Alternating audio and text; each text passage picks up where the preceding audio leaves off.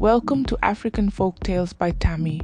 Please don't forget to hit the like button and subscribe for more interesting stories. Also share this story to someone who might be interested. Let's get into the story.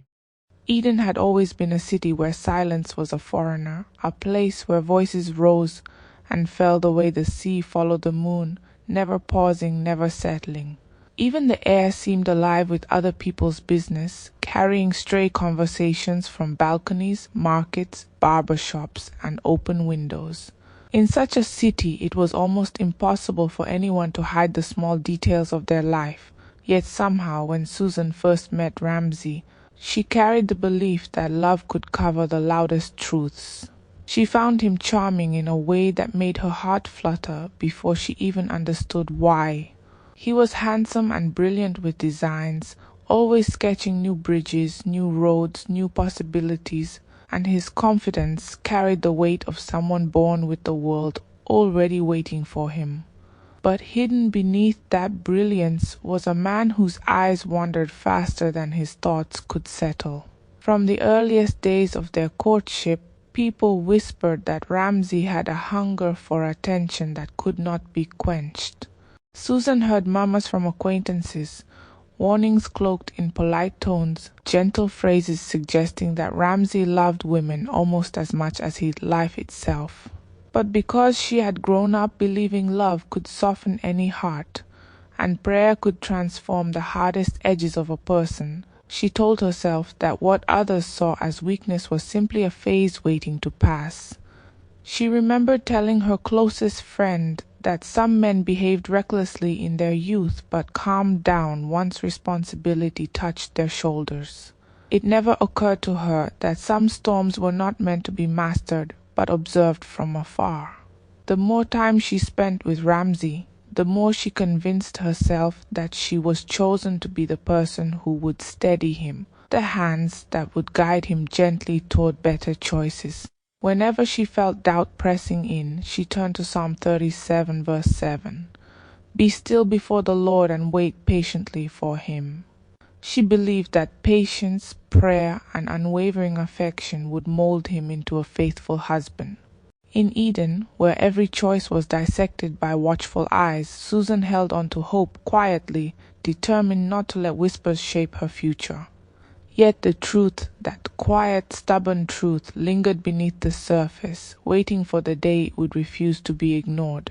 In the early days of their marriage, Susan arranged their home with care, believing that a beautiful space could inspire beautiful behavior. She painted warm colors across the walls, hung delicate curtains that swayed like soft breaths, and placed little crafted ornaments she had made by hand during her long nights of imagining a life filled with harmony. She thought that if she surrounded Ramsey with peace, peace might bloom within him. For a while she admired the way he carried himself, how he walked into rooms like a man who belonged everywhere, how his laughter could fill an empty space, how people gravitated toward him naturally. But she began to notice patterns in those interactions. Women lingered too long around him. He smiled too widely. Compliments flowed too easily from his lips, as though he had been born with a tongue trained for flattery. Susan didn't want to believe that he was still living the life he had lived before marriage. Yet late-night calls and unexplained absences began to stretch her heart thin. She told herself it was work-related stress or exhaustion from his engineering projects. She refused to interpret the signs because she clung to the idea that their love story was not meant to follow the destructive paths she had seen happen to others. She remembered praying at night, whispering passages like Psalm 121 verse 2. My help comes from the Lord, convincing herself that God would reshape whatever was broken. But as days turned into months, she sensed that Ramsey was not fighting his impulses, he was embracing them. She caught the subtle scent of unfamiliar perfumes on his shirts. She heard him laugh into his phone in ways that were not meant for a wife to hear. Still, in Eden's bustling world where everyone else claimed to know more about her husband than she did, Susan kept her tears tucked behind her smile. She believed that loyalty meant standing firm even when the ground beneath her feet shifted dangerously. The city around them made everything harder, because Eden had a way of amplifying every flaw until it became a spectacle for anyone who cared to watch. Whenever Susan walked through the marketplace or stopped to buy fabrics for her decorating business, she caught snippets of conversations that hinted at Ramsey's late-night escapades. There was always someone who claimed to have seen him entering lounges or stepping out of cars with unfamiliar women. Eden was lively, colorful, and full of life, but it was also a city that feasted on gossip like bread. Yet Susan refused to let gossip shape her reality, reminding herself that even the truth could get twisted once it passed through too many mouths. She relied on prayer as her shield, believing that God could silence lies and reveal what truly mattered in time.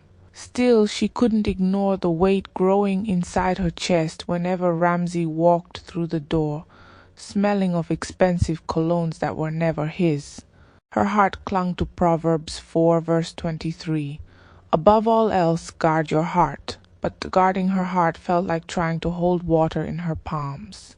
She genuinely believed that love could change a person who was willing to be changed. But she had not yet understood the difference between willingness and wishful thinking. Ramsey offered her beautiful words whenever she confronted him, words that floated but never landed. He always turned her fears into jokes, assuring her that she was imagining things, telling her to trust him even though trust was the very soil he kept uprooting. In the stillness of night, she questioned herself silently, wondering whether she was failing at something she had been so sure she could fix. Yet she continued believing that the man she loved would eventually love her with the same depth and honesty she gave him every day. By the time their first year of marriage folded into the next, Susan had begun to understand that some people hid their true selves not because they were complicated, but because they had grown accustomed to getting away with anything. Ramsey had always been a womanizer. She realized that too late. Women were drawn to him the way fire draws moths, recklessly, blindly, inevitably. But the real wound came from the understanding that he did nothing to resist the attention. He basked in admiration, collecting it the way others collected memories. Susan thought back to their earliest conversations, to moments when he hinted at old flames and casual encounters.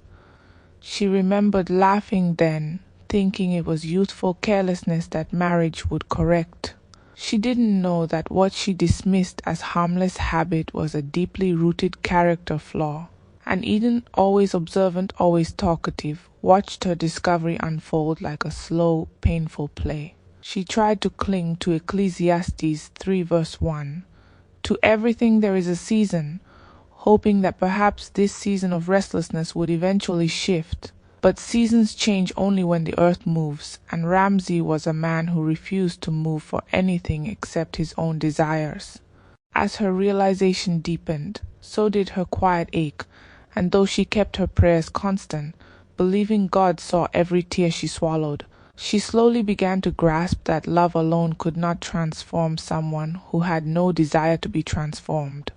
She still stayed hopeful, still believed change might come, but deep within, the first seeds of disappointment were taking root quietly, silently, preparing her for the painful truths that Eden's unkind whispers had already known. Ramsey's disrespect began like a small shadow creeping across the floor, so subtle Susan almost missed it, until it grew large enough to swallow the peace she once knew. He no longer made efforts to hide the kind of man he was. His late nights became routine, and instead of offering explanations, he returned with a boldness that felt like a slap each time he walked through the door. He talked openly about women he met at project sites, lounges, and evening hangouts, speaking as though these stories were casual updates instead of betrayals. Susan listened in painful disbelief the first time he narrated how a certain lady had been too irresistible to ignore, thinking he was joking. But the empty look in his eyes told her it was no joke. When she managed to summon the courage to question his behavior, he looked at her with irritation, as though she had interrupted something important. He told her to keep her voice down, saying Eden would hear her and twist the story, but he never hesitated to twist the story himself. He acted like her concern was an inconvenience. She felt herself shrinking inside, holding on to the belief that patience was a virtue, repeating Psalm 34 verse 17. The righteous cry out, and the Lord hears them, hoping her whispered prayers weren't falling on deaf heavens. Yet the more she prayed, the more Ramsey stretched the boundaries of disrespect. It became clear that he didn't see his actions as mistakes, he saw them as entitlements. Every day Susan felt her heart bruise a little more, yet she held on, believing that endurance was still a sign of strength even when it felt like drowning. As time passed, the stories he shared grew more disturbing. He began bragging, not just about his conquests, but about how easily women threw themselves at him as though infidelity were a trophy. He described their beauty, their manners, their eagerness, and each word struck Susan like a stone. She often wondered if he enjoyed watching her reaction, because there was something cold in the way he sat back and observed her silence. The day he brought a woman into their home for the first time, Susan felt something inside her shift violently. She had been in the living room arranging some design sketches for a client when the front door opened, and Ramsey walked in with a lady dressed boldly, confidently, acting as though she belonged there. Susan froze, her hands trembling, as she watched the woman follow him into their bedroom. She stood rooted to the spot, unable to comprehend how the man she had loved so deeply could humiliate her with such cruelty. But Ramsey did not apologize. Instead, he emerged hours later and glared at her as though she had committed a wrong by witnessing what he had done. When she confronted him through tears, he dismissed her pain by saying she should stop acting shocked because, according to him, men having other women was not new. He insisted that since he still came home, she should appreciate his presence and stop overreacting. He spoke like repentance was beneath him, like marriage meant nothing but a base he returned to when he was done chasing pleasure. Susan broke down later that night, clutching her pillow and whispering Psalm 147 verse 3. He heals the broken-hearted and binds up their wounds, even though she couldn't imagine how healing could find her in a home so polluted with betrayal. Whenever she tried to speak her feelings or appeal to his conscience, he responded with scolding impatience. He didn't raise his hand to her, but his words carried the sharpness of blows. He would tower over her, insisting she was lucky he still regarded her as a wife. According to him, many men in Eden abandoned their homes completely, staying out for days with no explanation, so he believed she should be grateful that he at least acknowledged her existence. He told her that only foolish women fought their husbands over other women, that a smart wife pretended not to know anything. When Susan cried, he mocked her tears, saying emotions were a sign of weakness and that good Christian wives endured worse. He said she should thank God he didn't abandon her totally, as though faith was a tool he could twist for convenience. Whenever she quoted scriptures about faithfulness or love, he accused her of using religion to manipulate him. In those moments she felt her voice dying. She wondered how the man who once held her hand with tenderness could now look at her without an ounce of compassion.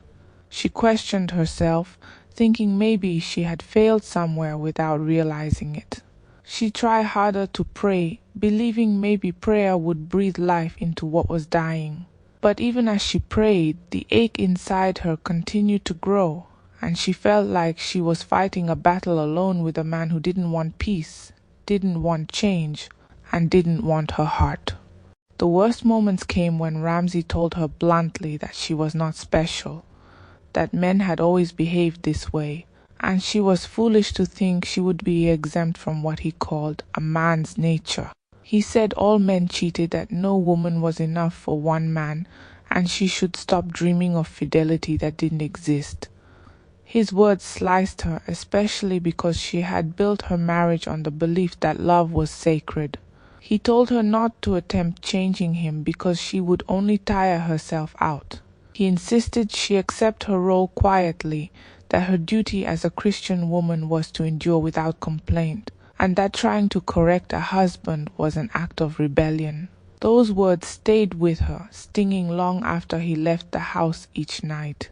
She prayed harder, not because she believed Ramsey was right, but because she needed strength to face her days without collapsing under the weight of humiliation.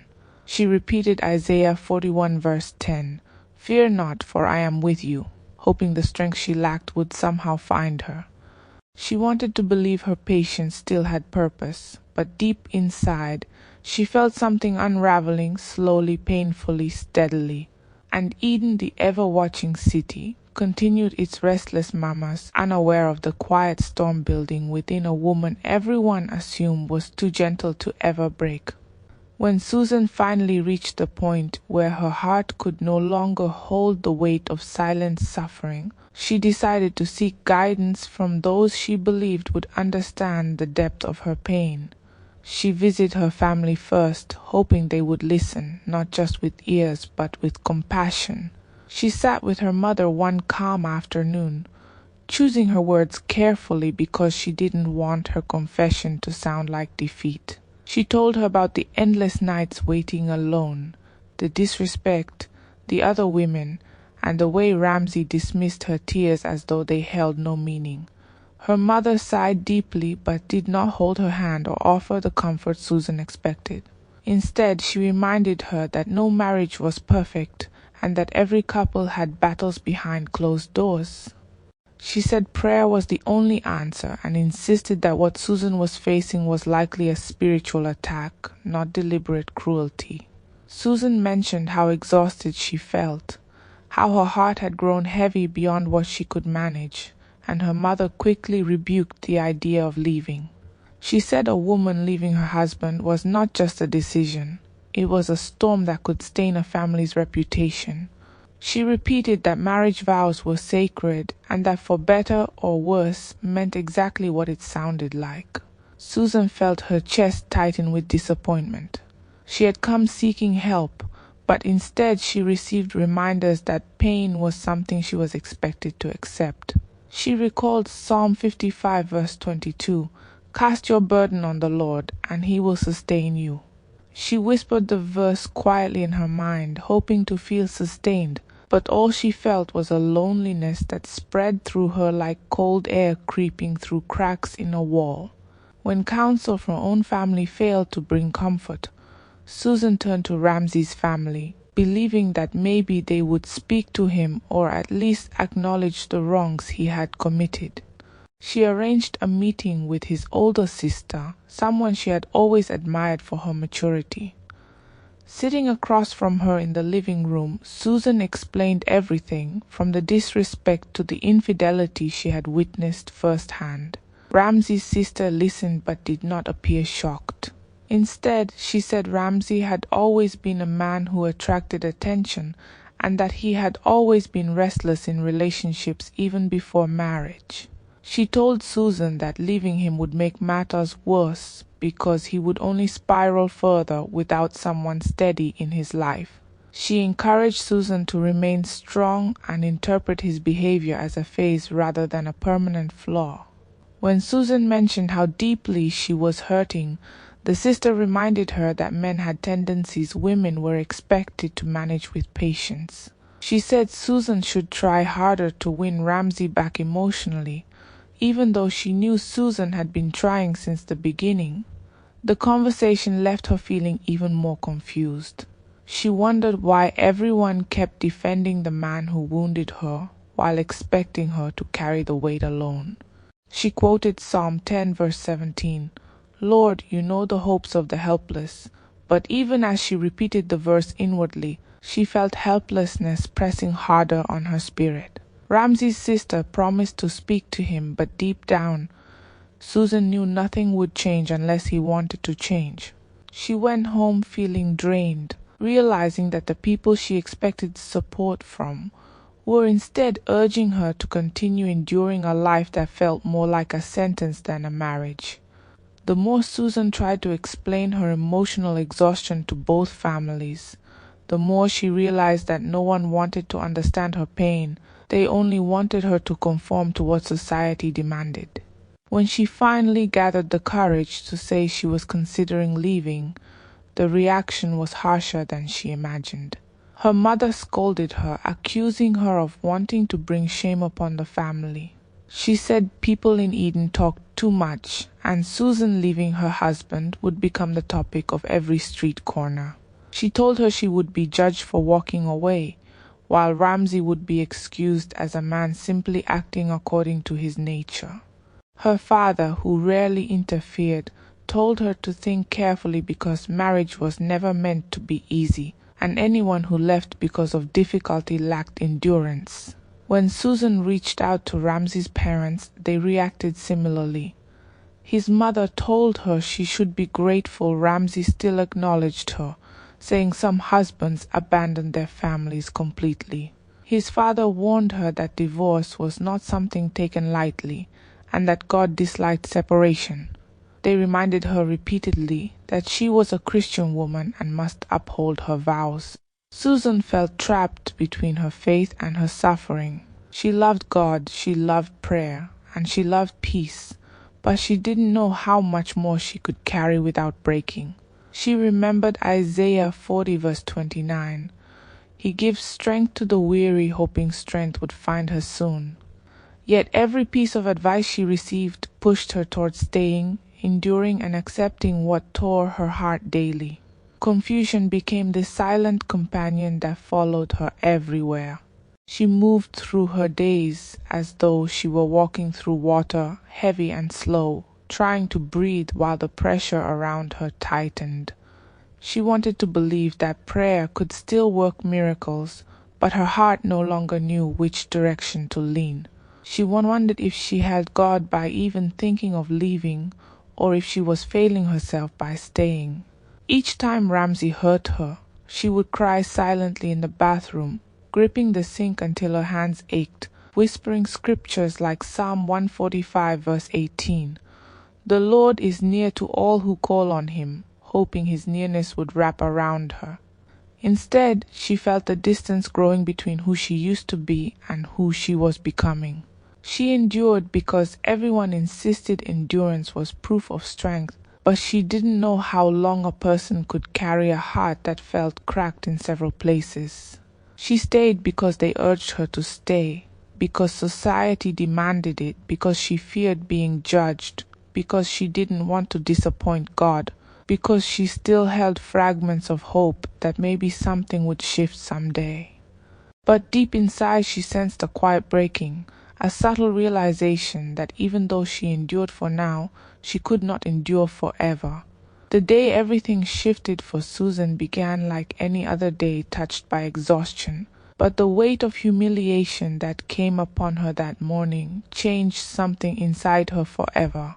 Ramsey had returned home with another woman, someone bold enough to walk into the house as though she were the rightful owner, and he didn't even attempt to hide what was happening. The woman laughed loudly, spoke confidently, and made comments about the house as if she had been there before. Susan tried to steady her breathing as she watched them settle into the living room, but what broke her completely was when Ramsey commanded her to make breakfast for both of them, speaking to her as though she were a housekeeper hired to serve his desires. Susan's heart trembled as she entered the kitchen, her hands shaking as she cracked eggs and placed pans on the stove. She kept repeating Psalm 46 verse 1.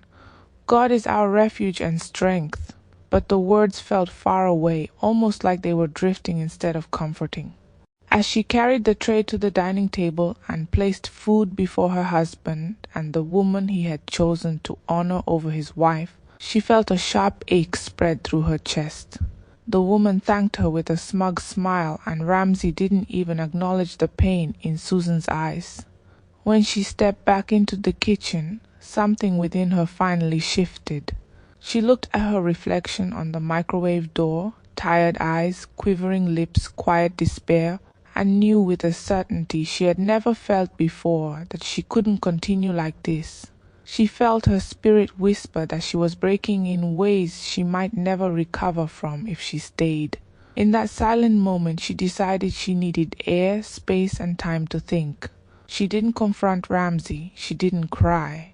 She simply moved through the rest of the day in quiet stillness, deeply aware that change had begun inside her, whether she fully understood it or not. A few days later, overwhelmed by thoughts she couldn't untangle, she left the house early and walked aimlessly through Eden until she reached a small, quiet cafe tucked beside an art shop. It was a place she had passed many times but never entered. That morning, something drew her inside, perhaps the need to sit somewhere where no one knew her story, or maybe the quiet music playing in the background. She ordered a cup of tea and sat by the window, watching people go by, wondering how the world could remain so normal when hers was slowly collapsing. She didn't expect anyone to approach her, and she certainly wasn't seeking conversation. But that was when a man sat at the table next to hers, a tall, neatly dressed gentleman who carried a gentle calm around him. At first he didn't speak, simply reading a newspaper, but after a while he glanced at her briefly and their eyes met. He nodded politely, then looked away, but something made him glance again, and soon they exchanged small, polite greetings. She later learned his name was Michael, a very successful businessman known in parts of Eden for his investments, though she hadn't recognized him earlier. He was a widower who had lost his wife years ago, and even though he didn't intend to talk much, something about Susan's quiet sadness drew him in. Their conversation began slowly, hesitantly, like two people testing unfamiliar waters. He spoke gently, cautiously, as though he sensed she was fragile. Susan didn't want to open up about her life at first. She felt exposed, vulnerable, and ashamed of what she had been enduring. But Michael's presence felt safe in a way she hadn't felt in years. There was no judgment in his eyes, no pressure, no expectation, just a quiet willingness to listen. As minutes turned into hours, she found herself sharing small pieces of her situation, and when he didn't react with shock or dismissal, she opened up more. She told him about the disrespect, the humiliation, the endless nights of emotional torment. She confessed how she had run from one family member to another hoping for guidance, yet received only commands to endure because living would tarnish reputations. He listened without interrupting her, his expression calm but filled with concern. When she finished explaining, he asked her one simple question. What did she truly want for her life? She stared at him, unsure how to respond. He then gently asked whether she wanted to continue living only to meet expectations created by people who didn't carry her pain, or if she wanted to choose a path that allowed her soul to breathe again. His words lingered in her mind like something she had always needed to hear. Before she left the cafe, he reminded her that God did not create anyone to be crushed by suffering, citing Jeremiah 29 verse 11. For I know the plans I have for you. His tone wasn't forceful, he simply wanted her to think clearly.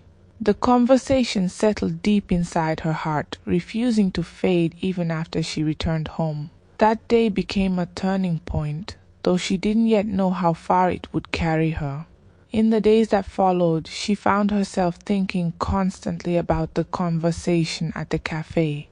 Michael had stirred something in her, not romantic feelings, but clarity. He continued checking on her, sending simple messages asking if she was eating well or managing to sleep. They met for lunch occasionally, talking about life, faith, choices, and healing. She felt seen in a way she hadn't felt in years, not as a beaten-down wife, but as a woman who still had worth, dreams, and dignity. Ramsey didn't notice anything at home. Not her emotional distance, not her newfound calmness, not the quiet strength forming inside her. He was consumed with his affairs, leaving early, returning late, living as though she no longer existed. But instead of letting it destroy her, Susan used the silence to prepare herself. She scheduled an appointment with a lawyer discreetly, gathering information on what the process of leaving would entail. She prayed every night, asking God to give her courage and direction, repeating Psalm 31 verse 24. Be strong and take heart. For the first time in a long while, her prayers didn't feel like desperate cries. They felt like steps toward freedom. She wasn't leaving because Michael encouraged her. She was leaving because she finally realized she deserved peace. Each day she grew more certain that her life didn't have to be defined by suffering, and she slowly began shaping a plan that would allow her to walk away with dignity, strength, and hope for a new beginning. The decision to leave did not come to Susan in one moment of sudden clarity. It came gradually, like dawn slowly filling a dark room until the shadows were impossible to ignore. She spent days quietly thinking about everything Michael had made her confront, what she wanted, what she deserved, what she feared, and each question pushed her further away from the life she had been enduring. She prayed earnestly, repeating verses like Psalm 32 verse 8. I will instruct you and teach you in the way you should go, asking God to guide her out of a cage she had mistaken for commitment. Every night she watched Ramsey come home drunk or laughing on the phone with another woman, and instead of feeling shattered, she felt detached, as though she were observing the life of someone else entirely. That detachment frightened her at first, but then she realized it was the beginning of healing, the space the heart forms when it's preparing to restart. Encouraged by Michael's steady support and her own growing inner strength, she scheduled an appointment with a lawyer. Sitting across from the attorney, hearing the legal explanations of what divorce would involve made everything feel real.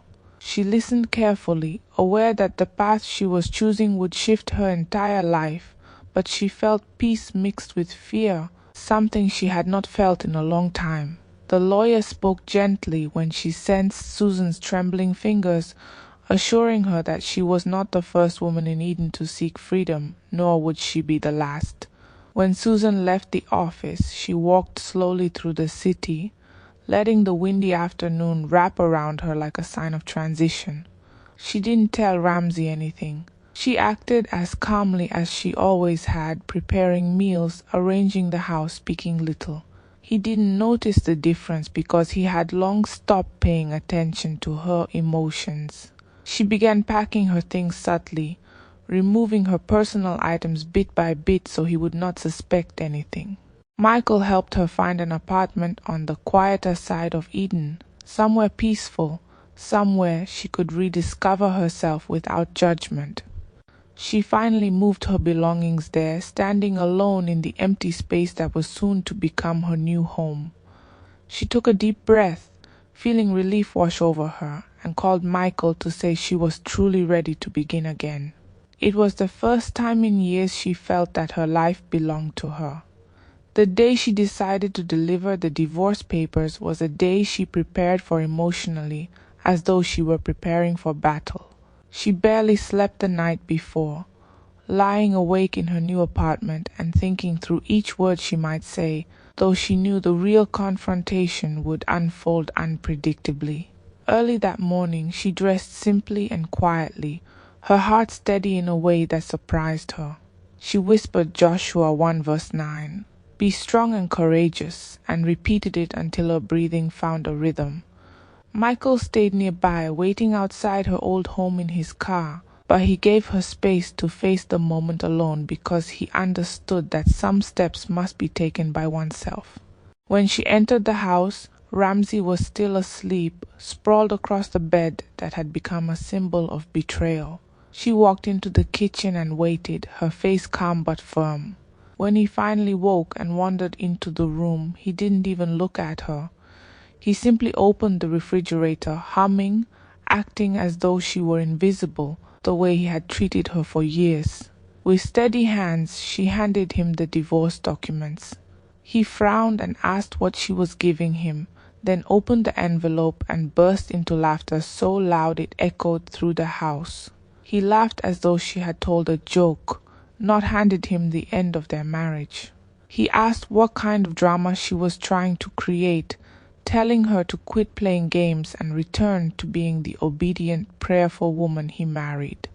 He mocked her decision, saying she should go back to enduring, that she should continue being grateful he still came home sometimes. His tone carried arrogance so thick she felt it suffocating her. He told her all men behaved like he did, that she wasn't special enough to expect better. In that moment, something flared inside her, not sadness, not fear, but righteous anger. She felt every suppressed emotion rise to the surface, demanding to be released. She realized she was no longer the frightened woman who tolerated everything silently, and she refused to let him reduce her one more time. Her voice rose with a strength she had not used in years, and her words struck him with the full weight of long-held pain. She told him exactly how wicked, selfish, and heartless he had been. She reminded him of the nights she cried alone, the women he flaunted, the humiliation he forced her to swallow. She told him he had treated her like an object rather than a partner, and that his arrogance had blinded him to the fact that patience was not weakness and silence was not submission. He tried to interrupt her, but she continued, releasing every hurt she had buried. She told him she no longer cared about the expectations of others, no longer cared about protecting a marriage he had destroyed. She condemned the disrespect he showed her and made it clear that she was done, completely done. Fear flickered in his eyes for a moment, but he quickly tried to mask it with pride. She told him he would regret ever thinking she was trapped. When she finished speaking, she picked up her bag and told him she never wanted to see him again, that she hoped he would one day understand the pain he caused, not because she wanted him back, but because she wanted him to confront the truth he had run from. She turned away from him, and he stood frozen, confused by the strength he never believed she possessed. She prayed silently one last time, asking God to carry her forward because she refused to ever step back into a life of torment. As she stepped outside, she took a deep breath, and it felt like her lungs were learning how to breathe again. Michael was standing beside his Lamborghini, waiting for her just as he promised. She walked toward him with steady footsteps, not rushing, not trembling, simply determined. When she reached the car, she turned back for one brief moment. Ramsey had followed her outside, his face shifting from shock to disbelief. He saw her beside Michael and the luxury car, and the realization that she had truly left him struck him like a blow. His legs wobbled, and he fell back against the doorway, unable to comprehend that the woman he thought would never leave had found the courage to walk away, and walk away with someone who valued her. He called her name, but she ignored him. She opened the car door, sat down, and allowed herself to release the breath she had been holding for years. She looked straight ahead, refusing to let his voice or his presence weaken her resolve. For the first time since her wedding day, she felt a peace that wrapped around her like gentle warmth. She whispered Psalm 118 verse 5, "Out of my distress I called on the Lord. The Lord answered me and set me free." As the car pulled away, she didn't look back because her past no longer had power over her. She had chosen herself, chosen peace, chosen freedom, and nothing in Eden could take that away from her again. After the day Susan finally walked away from the marriage that had drained every corner of her spirit, her life began shifting slowly, carefully, as though God himself was rearranging the pieces of her heart. Michael did not rush her or overwhelm her with expectations. He understood she had come out of years of emotional wounds, and he was patient in ways she wasn't used to. He checked on her often, sending messages to ask if she had eaten or slept well. He would call sometimes just to hear her voice and make sure she wasn't feeling anxious or alone. They met occasionally for lunch or coffee, always in calm places where she could breathe without pressure. He didn't ask her to define their relationship. He simply let her heal at her own pace. There were days she woke up confused about her feelings, days she felt guilty for moving on, and days she wondered if she deserved happiness after everything she had endured. Whenever she became overwhelmed, Michael reminded her gently that healing took time and that she didn't need to rush into anything she wasn't ready for. She appreciated how he respected her boundaries, how he listened without needing to fix everything, and how he made space for her to rediscover herself. She prayed more during this period, thanking God for giving her peace she once thought she would never experience again. Verses like Psalm 30 verse 11, "You have turned my mourning into dancing," felt real to her first time in years. She could feel something new blossoming inside her, not because she depended on Michael, but because her soul had finally begun to recover. She wasn't sure where life was leading her, but she knew for the first time that she was heading toward freedom instead of sorrow. She no longer woke up afraid of the insults that once defined her mornings. She no longer felt trapped in a house filled with disrespect. She had room to breathe, to think, to smile without pretending. And each day Michael stood by her quietly, letting her mourn her past while slowly embracing her future. While Susan was moving forward gently and rebuilding her life with newfound clarity, Ramsey's world took a completely different turn. At first, he pretended that her departure didn't affect him. He told his friends that she would return eventually, claiming she only left because she was being dramatic. When days turned into weeks and she didn't come back, he refused to think too deeply about it. Instead, he filled the void with more parties, more women, and more reckless nights that blurred together until he could no longer tell one day from another. He convinced himself that he didn't need her, that he was still desirable, that the world still belonged to him as it always had. Eden's nightlife became his escape, and he drowned himself in temporary pleasures to avoid facing the emptiness he had created. Time passed quickly, and the more he partied, the more careless he became. He moved from one affair to another, never considering consequences, never imagining that anything could touch him. But life has a way of confronting those who refuse to confront themselves. When he began feeling constantly ill, he brushed it off as stress or exhaustion from excessive drinking. But the symptoms worsened, and eventually he was forced to visit the hospital. The diagnosis was something he never imagined he would hear: HIV/AIDS. He felt the room spin as the doctor explained his condition. For the first time in his adult life, Ramsey felt fear that settled deep in his bones. He remembered Susan then, not with love, but with regret so heavy it nearly suffocated him. He realized she had escaped something that could have trapped her in misery with him.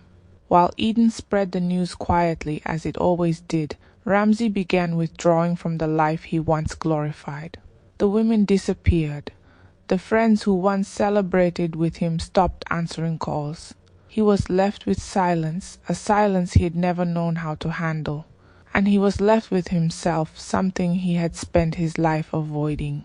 When Susan eventually heard the news, she was sitting in her new apartment arranging fresh flowers in a vase. A neighbor mentioned it casually, the way gossip traveled naturally through Eden. Susan paused, her hands stilling for a moment, not out of shock, but from the sudden awareness of how differently her life could have ended. She did not feel hatred, pity, satisfaction, or anger. She felt nothing except a deep, quiet gratitude that God had removed her from a path that could have destroyed her. She whispered Psalm 91 verse 4, "He will cover you with his feathers," and realized that her escape had been divine protection long before she understood it. She thought about the day she served breakfast to Ramsey and his mistress, the nights she prayed alone, the insults she endured, and the countless times she begged God for strength. Now she understood that every painful step had led her toward safety. She thanked God sincerely for guiding her away from the marriage before it ended her life. She also thanked him for bringing Michael into her path, someone who helped her see her worth when she had forgotten it. She felt no desire to reach out to Ramsey. She didn't wish him harm, but she knew his life was no longer tied to hers. The chapter had closed completely. She had no reason to revisit the pain she had survived. She knew life was fragile, unpredictable, and short, and she didn't want to waste a second of it looking backward. She prayed for continued peace and for wisdom to build a future that honored the strength she had gained. The years that followed became the most peaceful of Susan's life. She and Michael grew closer, not through haste, but through a gentle unfolding that made sense at every step. He supported her dreams, encouraged her career, and gave her space to shine in ways she never imagined possible. Their bond grew naturally, built on honesty and mutual respect. Susan found herself laughing more, smiling without forcing it, waking up each day with warmth in her heart. She saw how God had rebuilt her life from the ashes of her suffering, and she embraced every blessing with humility and joy. She spent the rest of her life in happiness, surrounded by love, peace, and the knowledge that God had rescued her long before she even realized she needed rescuing. Meanwhile, Ramsey's condition worsened over time. His once vibrant life became marked by loneliness and regret. The same people who once praised his arrogance now avoided him entirely. He passed away quietly with no wife by his side, no partner holding his hand, no joy to comfort him. The life he had once boasted about dissolved into silence. Susan never celebrated his suffering, but she never carried guilt for leaving either. She knew she had done what she had to do. She knew God had carried her through. And she lived the remainder of her days knowing that sometimes deliverance comes wrapped in heartbreak, but leads to a peace that lasts forever. My dear listeners, there are moments in life when staying silent destroys more than speaking out, and remaining in the wrong place breaks more than leaving. This story reminds us that endurance should never mean accepting mistreatment, and patience should never be confused with bondage. Love is not proven by suffering endlessly. Love is proven by truth, respect, and mutual honor. When a person consistently destroys your peace, God does not require you to remain under that destruction. Sometimes deliverance looks like walking away, and sometimes healing begins with choosing yourself.